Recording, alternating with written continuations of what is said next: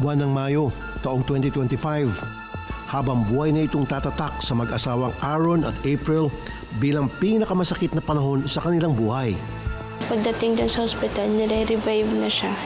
Dead on arrival siya. Sobrang sakit, ma'am. Mahirap tanggapin hanggang sa ngayon. Or kahit sa mga darating na araw o taon. Kailan lang kinunan ang larawang ito ng dalawang anak ni na Aaron at April. Bakas ang puot sa mga mata na mag-asawa sa tuwing titingnan ang litrato. Ang bunso kasi na wala pang isang taong gulang, bigla na lang pumanaw. Nagsimula ang lahat na magkasinat si Baby Ace. Akala nila nung una dahil lamang ito sa kanyang paglaki.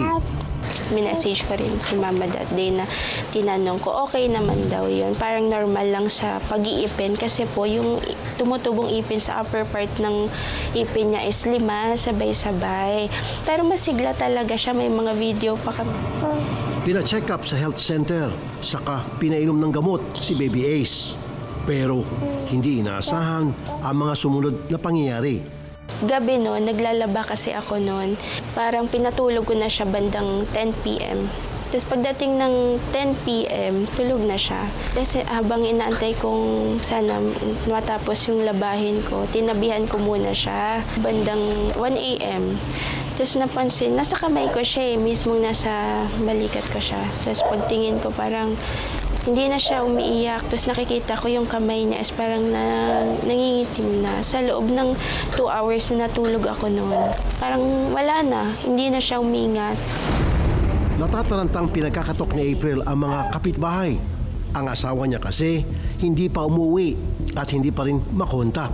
Nagagalit na nga rin ako dito kasi nga hindi ko nga siya makontak. Pero hindi ko rin alam na ganun din yung nangyari sa kanya. Lingid sa kalaman ni April nung mga oras na yon, nakikipaglaban na rin para sa kanyang buhay ang kanyang mister. Ilang oras bago ang insidente, binabaybay na ng delivery rider na si Aaron ng Ross Boulevard pauwi sa kanyang mag-ina. Kinailangan niyang tumigil muna sa biyahe. Ngunit sana pala, hindi na lang niya ito ginawa. Inabot po ako ng pagod tsaka antok po sa nangyaring yun. Tapos nung may lugar po ako na nahintuan kasi doon na po ako inabot ng pagod kasi hindi ko na po kaya.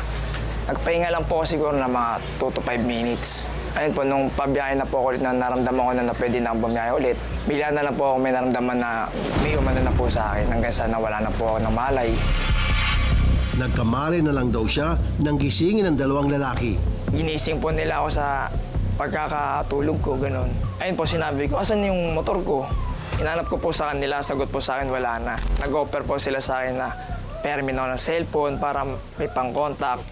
Paghawak ko po parang iba na, binalik ko po agad sa kanila yung cellphone. Tiyempo namang may nagpapatrolyang pulis. Magkakasama nilang iniikot ang lugar. Pero wala na talagang bakas na motosiklo ni Aaron. Hindi rin naman daw niya namukaan ang mga nambiktima sa kanya. Kaya nagpasya na lang muna siyang mag-commute pa uwi. Pag-uwi sa bahay, nagtaka pa si Aaron kung bakit wala ang kanyang mag-iina. Hinanap ko po yung baby ko, sabi ko, asan na po yung baby? Asan na si Ace? Tapos ayun po, parang nagtaka na po ako bakit wala. Sabi ko, nasa ospital, puntahan natin. Pagdating sa ospital, sa morgue na pinadiretso si Aaron. Para siyang pinagsakluban ng langit at lupa nang makita ang kanyang sanggol na wala ng buhay. Sobrang sakit, ma'am, na hindi ko akalain na doon ko makikita yung anak ko, ma'am. Sa morgue ko na maabutan. Hindi akalain ni Aaron na ang lahat ng trahedyang ito mangyayari sa ilang oras lamang na siya ay na-hold up at nawala ng komunikasyon. Tawag kami ng tawag sa cellphone. Nagre-ring lang yung cellphone niya. Walang sumasagot. Yan, nag-decide na kami na ibaba na dun sa ano. Kaya wala na siyang naabutan nun. Dumating sa point na sinisisi ko yung sarili ko kasi wala ako sa tabi niya. Kasi man parang feeling ko pag nakita niya ako, baka mas lalo nga siyang ganahan or lalong sumigla. Okay, kaso hindi po kami nagkita, hindi po kami nagpang-abot nung time na yun. Kaya sobrang sakit na nawala siya nang wala ako sa tabi niya. Na hindi ko man lang siya nakita nung huling oras na yun. 2:00 ng madaling araw noong May 26. Saglit na nagpahinga ang delivery rider na si Aaron sa bandang Ruas Boulevard nang atakin siya ng mga hold-upper. Pinukpok siya ng matigas na bagay sa ulo. Ang sunod na naalala ni Aaron, ginigising na siya ng 2 lalaki at wala na mga gamit at motor niya. Paggising ko po, wala na po yung mga gamit ko. Motor ko, wala na po. Pati susi ng motor ko, cellphone, wallet. Wala na po sa akin lahat. Buti na nga lang daw, may naipang-commute pa siya. Yun nga lang, sa kanyang pag-uwi, isa pang masamang balita ang bumugad. Hindi ko na po nabutan sa ospital. Sa morgue ko na po inabutan. Doon ko na po nalaman yung na may nangyari na po pala sa anak ko. Ang nangyari raw kay Baby Ace, Sudden Infant Death Syndrome. Ang Sudden Infant Death Syndrome or SIDS ay ang biglaang pagkamatay ng isang sanggol na wala pang 1 taon, na walang malinaw na dahilan kahit pagkatapos ng pagsusuri o autopsy. Kadalasan nangyayari ito habang natutulog ang sanggol, kaya tinatawag din itong crib death. Ang SIDS ay kadalasang nangyayari sa edad na 1 hanggang 6 na buwan. Ngunit maaring mangyari hanggang sa edad na 12 buwan. Bagamat hindi ito maipaliwanag sa lahat ng kaso, maraming insidente ang maaaring maiwasan sa pamamagitan ng tamang kaalaman at pag-iingat.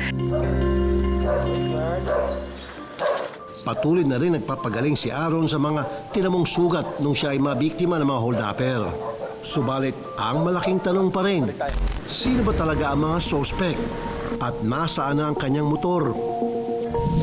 Sa tulong ng aming team, agad nagkasa ng investigasyon ang Pasay City Police. Nireview ang mga CCTV sa lugar at ito ang nakakagulat na napisto ng mga pulis.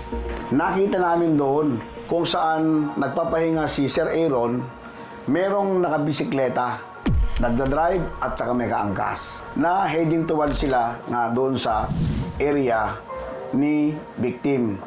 Tapos makalipas ng ilang minuto, makikita mo na itinutulak na nung isa yung motorsiklo ni Sir Aaron. So, mula doon sa footage na yon, itong sinasabi niya ngayon na tumulong sa kanya, si Jonard Canlas Cruz, E-Cruz, alias Jojo, tinawag ko ngayon siya. Sa follow-up operation, naaresto ng mga pulis ang pangunahing suspect na si alias Jojo, na siya mismong gumising at nag-astang tumutulong kay Aaron nung ito'y biktimahin. Agad naman daw itong ikinanta ang iba pang mga kasama. Ang ating pong suspect dito ay 3. Si Jonard Canlas alias Jojo, yun yung nagdadrive ng bisikleta. Si John Michael Come alias Pipoy, yun yung angkas ni Jojo na nagtutulak sa motorsiklo ng biktima at saka yung isang at-large na si Nathaniel Matanggol alias Trixie. Ito po yung bakla na di umano sinasabi nilang nagbenta doon sa motorsiklo ng biktima. Ang mga suspect natin ngayon ay nakadetain po dito sa ating male dormitory dito sa ating investigation office ng Pasay City Police Station. At hinihintay lang po natin yung commitment order nila na ibibigay po ng ating court.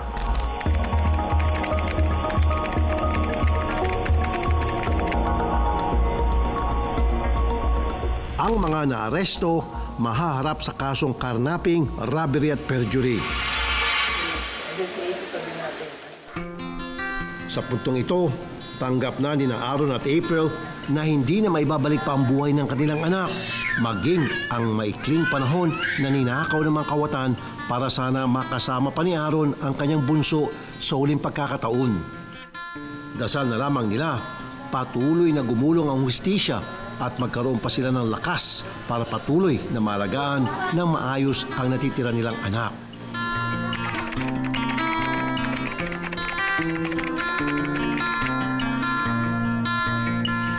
Thank you po, Sir Rapi, sa tulong po na binigay niyo sa amin. Thank you po sa tulong na ibinigay nyo. Salamat po sa blessing na dumating po. More blessing pa po sa inyo.